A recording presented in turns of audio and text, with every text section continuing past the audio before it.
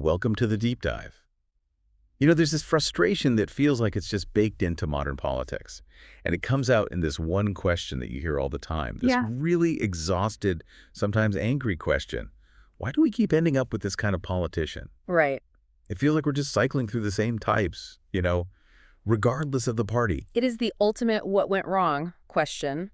And I think it comes from this feeling that the whole process, the machine that selects our leaders, is somehow broken. Or maybe even rigged. And we tend to think the problem is ideological, right? Right. Or just about voter apathy or something like that. Exactly. But the research we've been looking at for this deep dive suggests that focusing on who wins an election is, well, it's missing the point almost completely. Okay, let's unpack that. Yeah. Because usually all the energy goes into debating policy or ethics or, campaign finance. But you're saying the really important question gets asked much, much earlier. Precisely. Instead of asking who ends up in parliament, the more useful question, though I'll admit maybe less satisfying, is this. What kind of person does the system, just by its design, quietly make it easiest to become a representative? So it's not about individual politicians. It's about the architecture of the job itself, Right. right? So our goal today is to look at these hidden filters in political recruitment. We're not looking at who people vote for. We're looking at who is financially, socially, and just logistically able to even run. The requirements that decide who gets to the starting line. Yes. That first great filter is what defines the entire talent pool, and it's the most overlooked part of the democratic process. We have this idea that if someone has the drive, the beliefs, they can make a go of it. But the reality is, long before a party even selects a candidate, a whole process of self-selection has already happened. And it's all about feasibility. And what's so striking here is that this decision, this moment where someone asks, can I actually do this life? It's not really about politics. No. It's shaped far more by pure logistics. Can my schedule handle this? Can my family? We have to look at the job as it's actually lived, not the civics class ideal. Because when you strip away the speeches and the policy debates, you're left with these unspoken requirements that just dramatically narrow the field of who can even apply. Okay, so give us some specifics. What are these unwritten rules? Well, the first is just radical unpredictability. The hours are all over the place, frequent late nights, often with almost no notice. You mean like last-minute votes? Exactly. Three-line whips, emergency debates, things that demand your physical presence right now, no matter what else is happening in your life. And second, there's the constant displacement. You have to be in the capital, but you also have relentless work in your constituency. That means long stretches away from home. So we're not talking about a job with occasional travel. We're talking about a lifestyle that is fundamentally, well, it seems incompatible with the structure most people need. That's it exactly. The moment you introduce that level of disruption, the late nights, the mandatory time away, you immediately start filtering it out. And it's not based on their talent or their motivation. It's based purely on their domestic circumstance. This is where it gets really fascinating. It's a hidden sieve. The system doesn't put up a sign that says, people with young kids need not apply, but the logistical demands kind of do the same thing. That silent filtering is so much more powerful than any explicit rule. Just think about it. Who can absorb that kind of disruption with the least friction? The system, without anyone meaning for it to, just gently leans in their direction. So who is that person? Who finds it easiest to operate in that kind of environment? It tends to be people who are, say, financially secure enough to handle two residences without much stress. People without major caring responsibilities, whether that's for kids or for elderly parents. Or, and this is a big one, people whose partners can take on the huge, often invisible workload at home. Their life is already set up for maximum flexibility. And we need to be really clear here, based on the research. This isn't saying these people are bad actors or somehow less worthy. Absolutely not. The sources are very clear on this. It's not some grand conspiracy or gatekeeping. It's what you might call a lack of design. It's just how the job has evolved over decades. The people who succeed are often incredibly committed. It just so happens their circumstances align with the job's demands. Okay, but I have to push back on that a little. I mean, doesn't every high-stakes job demand huge sacrifice? A top surgeon, a CEO, a law firm partner, they all work crazy hours and travel. Yeah. Why is being an MP so different? That is a fantastic point. And the difference really is control, agency. In those other high-powered roles, the individual often has some control. The CEO can, to a degree, set their own travel schedule. The surgeon has some say over their on-call rota, or at least gets compensated for that unpredictability. I see. So in politics, your time isn't your own. It's dictated by these huge external forces, the legislative calendar, the party whip. Precisely. It's mandatory, unscheduled sacrifice. And that is why so many highly capable people, the very people the public says it wants in politics, they just quietly opt out. They look at the reality of it, and the cost is just too high. Not in terms of effort, but in terms of, personal sustainability. So paint a picture of that person, the one who steps aside, because that feels like the real loss here. Okay, imagine a successful head teacher of a large school, or CFO managing a regional company. They have the exact skills, operational experience, long-term planning that we say we want, but maybe they have young kids or an aging parent they're looking after. They just need some predictability.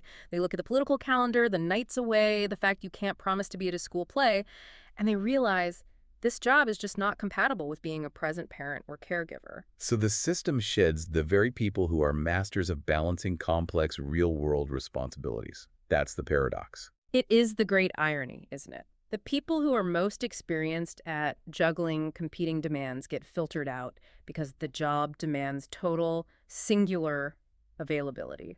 They step aside not because they lack passion, but because the job asks too much in the wrong places. And this then leads to something the research calls availability bias. This is where that simple need for availability starts to get mistaken for something else. Yes, it becomes a proxy for commitment or competence.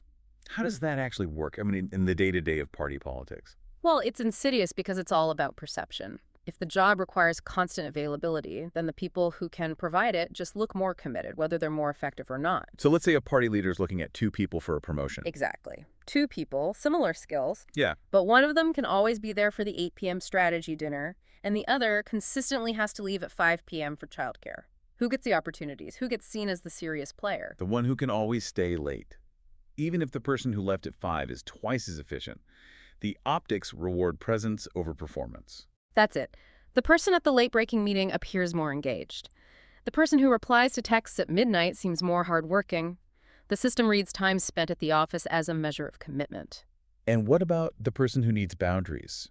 The former CEO who knows they need to be home by 6 p.m. a couple of nights a week to stay sharp. They risk being seen as less committed, less hungry for it. It's not an explicit criticism, usually.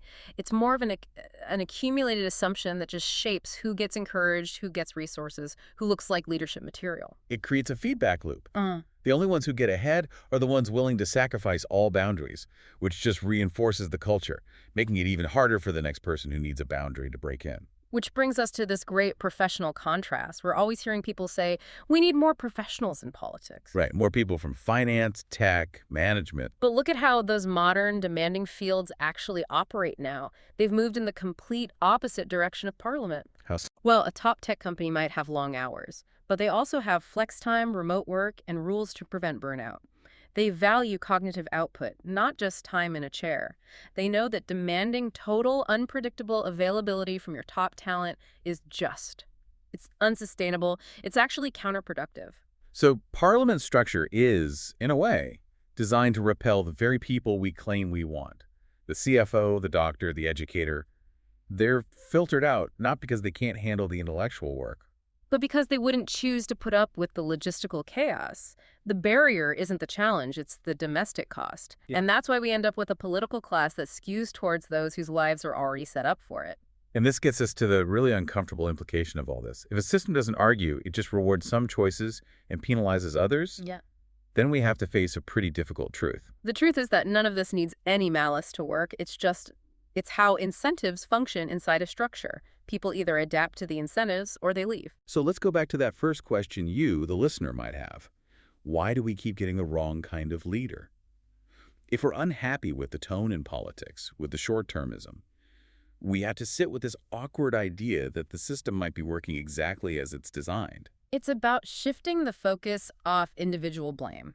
This isn't about criticizing current MPs. It's about recognizing that if you build an environment that only rewards one very specific type of person, then that's the person the environment will keep selecting. over and over. The question isn't why these people, but why does this environment keep choosing them? And that's the real takeaway here. Representation starts long before an election. It starts when a really capable person looks at the job and asks if it's compatible with a functional life. If you don't like the results a system produces, you have to look at what that system quietly rewards. The deep dive is clear on this. Logistics, not ideology, are the first and most important filter. Availability is the hidden price of admission. And as we finish up, that leaves us with one last, pretty provocative thought. If these incentives shape who can even get into Parliament, what else do they shape once people are inside? This is a profound question, right?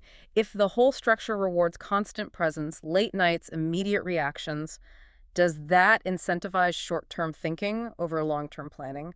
Does it change the very nature of decision-making itself, rewarding the quick, visible action over the slow, hard, often invisible work that really matters? Something for you to think about. The next time you hear someone criticized for a lack of real-world experience, maybe ask yourself, what logistical barrier just filtered out the exact person who could have solved this? Look for the filters. They're always there. A deep dive into the hidden machinery of power. Until next time.